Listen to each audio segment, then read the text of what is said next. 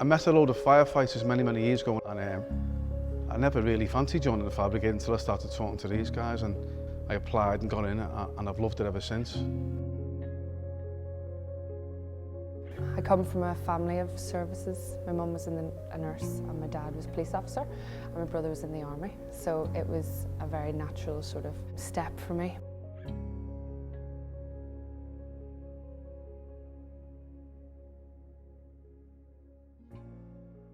People who work in emergency service suffer stress and can suffer stress and can be involved in quite traumatic events that they may carry with them.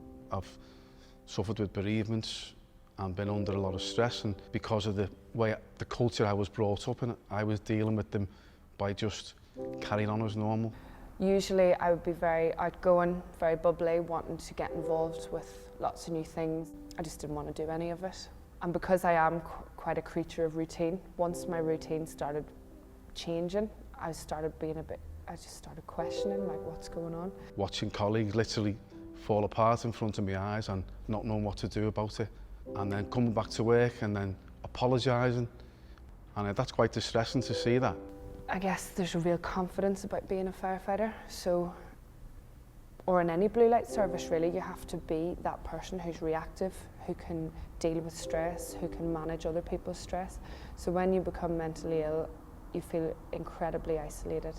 And my concern was, if we had a real massive trauma on a watch, how would the service support the individuals involved? And thankfully the service listened. I think there probably still is a little bit of a stigma attached to it. I mean, you know, the fire and rescue services is inherently a heroic role that people play.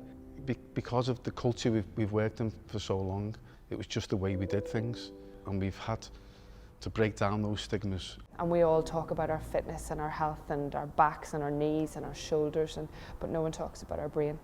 And is there an issue? Yes, there's an issue with the mental health of our staff, supporting them. The second point, I think, stands to reason would be that you then educate the staff.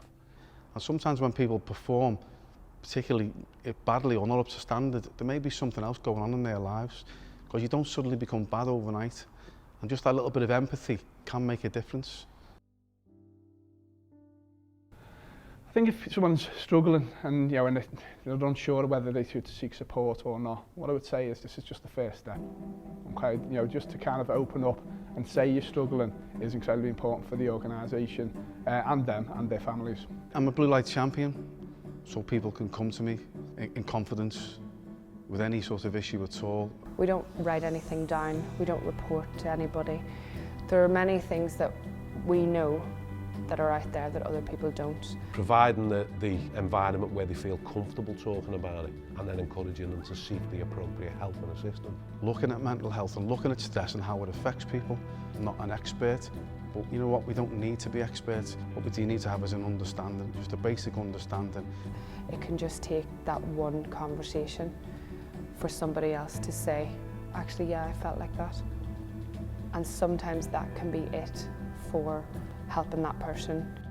It's vital not to turn your back on them, really, and think that it's someone else's issue to deal with, because it isn't. It's all of us. So the fact that an individual isn't alone, the fact that this fire and rescue service is prepared to support them and wants to support them, I think is crucial in ensuring that people come forward and recognise that together we can ensure that they are looked after. I had an issue, a stress issue, and someone just said to me, try a bit of physical exercise, go in the gym. It helps, and it's helped enormously. I can't drill home enough how important exercise is as a natural antidepressant. Early intervention is the key. If we can intervene early, we can prevent mental ill health. I just learned what was going on, what that feeling was. It will pass. You have to be in control of it, or it will be in control of you. They're generally very special people who work in my view, in the blue light services. And I think then the sharing of experiences with people who've had like experiences is very important. If you think you can make a difference, then you've got an obligation to try and do that. And I always felt passionate that I could make a difference, so it's a case of stepping forward. I've been back on station a week. I had my first person's reported fire call, and that was a big step for me. That was the one I was worrying about the most, how I would react, would I remember everything. So I did it, and I do feel like I've conquered Everest. I love my job because probably firstly, I get to help people every day.